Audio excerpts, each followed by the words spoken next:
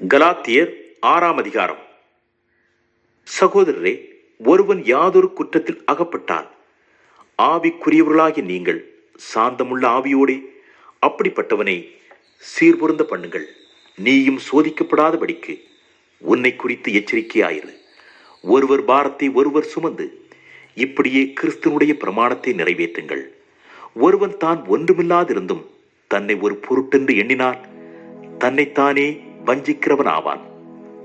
அவனவன் தன் தன் சுய கிரியை சோதித்து பார்க்க கடவன். அப்பொழுது மற்றவனை பார்க்கும் போதல்ல, தன்னையே பார்க்கும் போது மேன்மை பாராட்ட அவனுக்கு இடமுண்டாகும். அவனவன் தன் தன் பாரத்தை சுமப்பானே.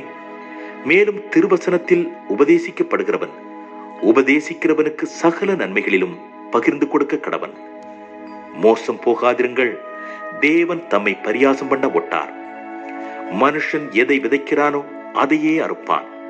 தன் மாம்சத்திற்கென்று விதைக்கிறவன் மாம்சத்தினால் அழிவை அறுப்பான்.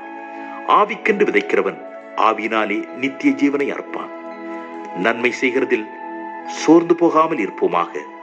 நாம் தளர்ந்து போகாதிருந்தால் ஏற்ற காலத்தில் அறுப்போம். ஆகையால் நமக்கு கிடைக்கும் சமயத்திற்கு தக்கதாக யாவருக்கும், விசேஷமாக விசுவாச குடும்பத்தார்களுக்கு நன்மை செய்ய கடவோம். என் கையெழுத்தாய் எவ்வளவு எழுதினேன் என்று பாருங்கள். மாம்சத்தின்படி நல்வேஷமாய் காணப்பட விரும்புகிறவர்கள் எவர்களோ அவர்கள் தாங்கள் கிறிஸ்துவனுடைய சிலுவை நிமித்தம் துன்பப்படாதபடிக்கே உங்களை விருத்த சேதனம் பண்ணிக்கொள்ள கட்டாயம் பண்ணுகிறார்கள். விருத்த சேதனம் அடைந்திருக்கிற அவர்களும் நியாயப்பிரமாணத்தை கை கொள்ளாமல் இருக்கிறார்கள். அப்படியிருந்தும் அவர்கள் உங்கள் மாம்சத்தை குறித்து மேன்மை பாராட்டும்படிக்கு நீங்கள் விருத்த சேதனம் பண்ணிக்கொள்ள வேண்டும் என்று விரும்புகிறார்கள். நானோ நம்முடைய கர்த்தராகிய இயேசு கிறிஸ்துவின் சிலுவையை குறித்தே அல்லாமல் வேறு ஒன்றையும் குறித்து மேன்மை பாராட்டாதிருப்பேனாக. அவரால் உலகம் எனக்கு சிலுவையில் அறையுண்டிருக்கிறது, நானும் உலகத்திற்கு சிலுவையில் அறையுண்டிருக்கிறேன். கிறிஸ்து இயேசுவுக்குள் விருத்த சேதனமும் ஒன்றுமில்லை, விருத்த சேதனம் இல்லாமையும் ஒன்றுமில்லை. புது சிருஷ்டியே காரியம். இந்த பிரமாணத்தின்படி நடந்து வருகிறவர்கள் எவர்களோ அவர்களுக்கும் தேவனுடைய சிறுவேலருக்கும் சமாதானமும் இரக்கமும் உண்டாயிருப்பதாக.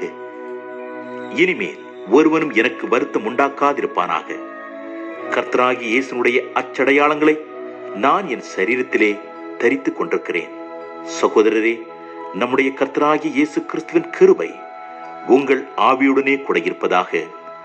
ஆமேன்.